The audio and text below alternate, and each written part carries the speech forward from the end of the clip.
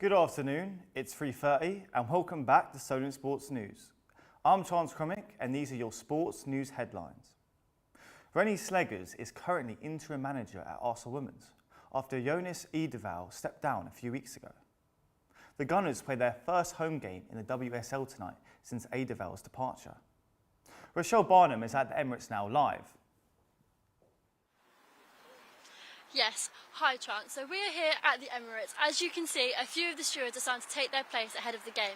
Now we still have a few more hours, but this game is being highly anticipated by Arsenal fans. A lot of them were being called out for Jonas Edeval to leave after they saw a sort of, not a lack, but more of a lack of sort of enthusiasm and power coming from the team. They wanted a new start, and that is where Rennie Sleggers has come in as interim manager. Rochelle, can you tell us a bit more about Rennie Sleggers? Yeah, so Rennie Sleggers, she had a couple of years here at Arsenal within her youth. She is a Dutch international and she played at the youth levels for the Netherlands. She was assistant head coach under Jonas Edeval, and as his departure came, she is taken over as interim head coach, and she should be here for maybe the next 4 games or so, is what most people seem to believe. Who is rumoured to take over from Sleggers? There's quite a few. There's Casey Stoney's a big one, as she has left San Diego Wave currently earlier this year. Gareth Southgate's another one. Now that is slightly controversial, I do understand, but some people have called for him, obviously after his disappointing end with England. The main man is what people have been called for Arsenal is Mark Cushing. Now he is head of New York City FC. A lot of people aren't really too happy with him joining in, as it's a bit of a talking point having male managers in the women's game. A lot of Arsenal fans are calling for a difference. And lastly, another big talking point is what happened with their Champions League clash. Yeah, that has upset a lot of Arsenal fans of what has happened recently. So, Arsenal women were due to play Bayern Munich on December 18th here at Emirates Stadium. But as a lot of people know, Arsenal men's, they have progressed to the next stage of the Carabao Cup and they will face Crystal Palace. Due to Crystal Palace's fixtures and them needing a 2-day rest in between each of their games, the only time that this Arsenal versus Crystal Palace match can happen is December 18th. So, Arsenal women are having to be moved. Now, their other home ground, Meadow Park, doesn't fit in with UEFA regulations like their pitch size and how many people they can hold in the stadium. Tickets have been on sale for Arsenal women's match since September, so where they're going to go to this day is still unknown. Thank you, Rochelle. Nottingham Forest striker Chris Wood has made history. The New Zealand international has been named as Premier League Player of the Month for October. He's the first ever Forest player and the first player from New Zealand to win the award. His manager, Nuno Espirito Santo, won October's Premier League Manager of the Month by earning 7 points from a possible 9. The Portuguese has now won 5 awards in the Premier League so far in his career. 2 Southampton players have been given an England call-up for next week's Nation League matches against Greece and against the Republic of Ireland. Goalkeeper Aaron Ramsdale returns to the 3-line squad for the first time since his summer transfer from Arsenal. He was a part of the England Euros 2024 side, but he didn't play a single minute in the tournament. Teammate Taylor Harwood-Bellis received a maiden call-up to the senior squad, with manager Lee Carsley delighted to be reunited with his former under-21 star. The relationship that and longevity that I've known Taylor from obviously Man City and captain of the under-21s, having such a successful summer, you know, getting the promotion and they're playing in the Premier League week in, week out. He's a player that really deserves it. The Baltimore Ravens won by 1 point in a last-minute thriller to beat the Cincinnati Bengals. The narrow 35-34 win saw Lamar Jackson get 4 touchdowns and a last-minute conversion to win the match. This put the Ravens second in the AFC North, with their next game playing top of the division, Pittsburgh Steelers. Now, on to Veronica, who took a look into the Solent futsal team. She interviewed Solent futsal president Nicholas Oliverson. With winter now in full swing and the temperatures dropping, we look at a sport which is played indoors in futsal. Futsal is a fast-paced, football-based sport that originated in South America. Solent University futsal team president and head coach Nicholas Oliverson explains the differences in the sports to football. It's a big difference. I think people try to mistake it for it's easier or it's harder. In my opinion, coming from football background myself, I think it's a bit more difficult due to the amount of running you do, the positioning, the way you defend, the way you have to move off the ball is very important. The ball is smaller and harder, so you have to adjust your shooting. You can't, you know, it's not the same, and you get punished a lot quicker in futsal. Nicholas also speaks on how is it adapting to playing futsal coming from football. If you come from futsal to play football, it's probably easier to adapt, but coming from football to futsal is a little bit more tricky. Yeah. But it's doable. Like, the majority of these boys are football players that are adapting now. Members of the team have various levels of playing experience between them, with some of them new to futsal. I've played futsal for 1 year now, since I joined uni, and I used to play football back in the day. It's 2022, so it's about 2 years. With the season underway, they explain how they prepare and how it has gone so far. First weekend that we had for both teams was rough. We lost both games, but then we bounced back, we beat back, and yeah, we're moving forward, trying to move forward as a team.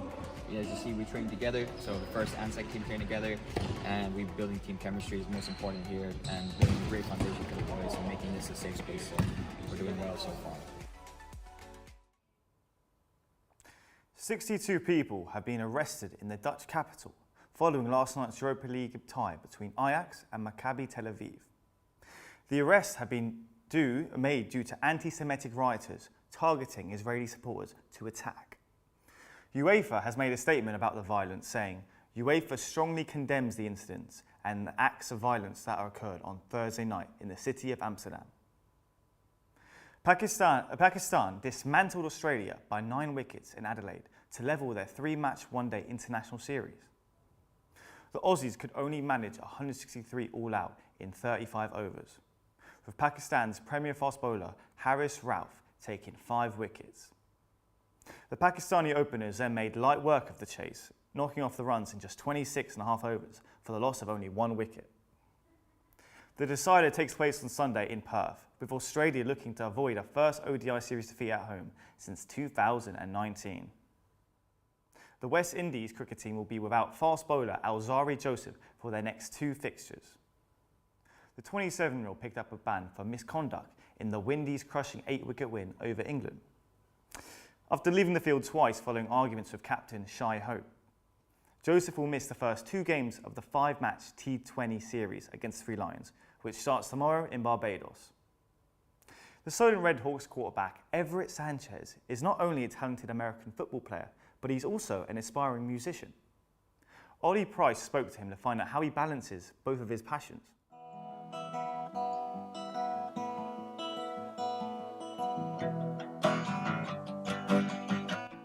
Everett Sanchez is the Solent Red Hawks quarterback.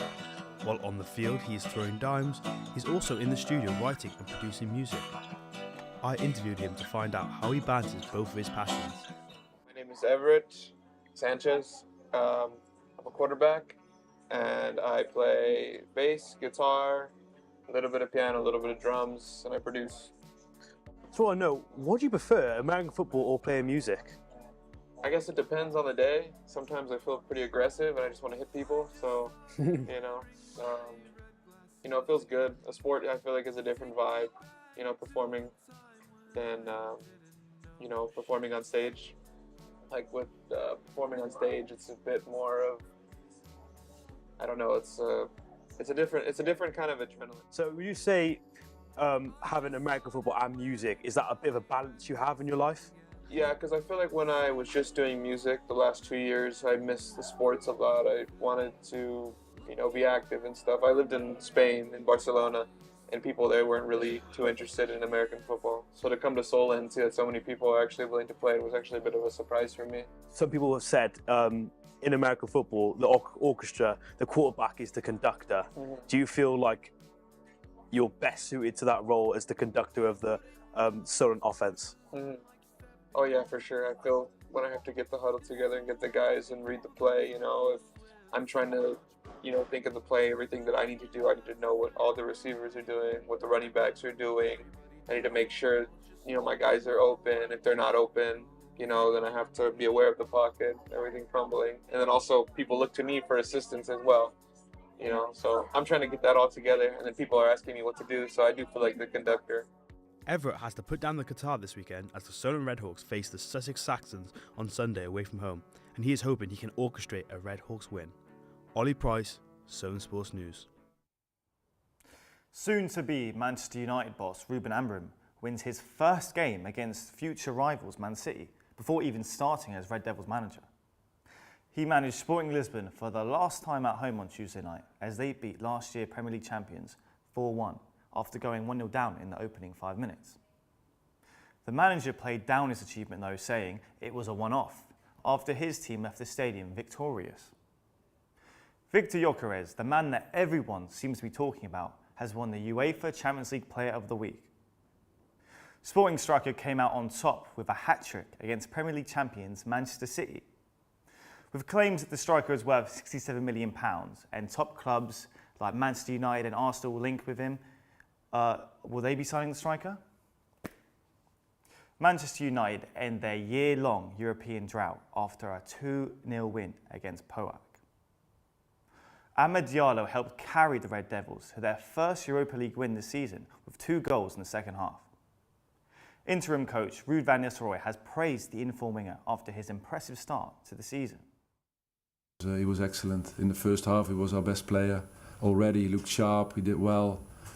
In the second half he decided the game for us with 2 important goals, so he did excellent. The win sees Manchester United climb to 15th in the Europa League table. Chelsea were busy breaking records in Europe last night.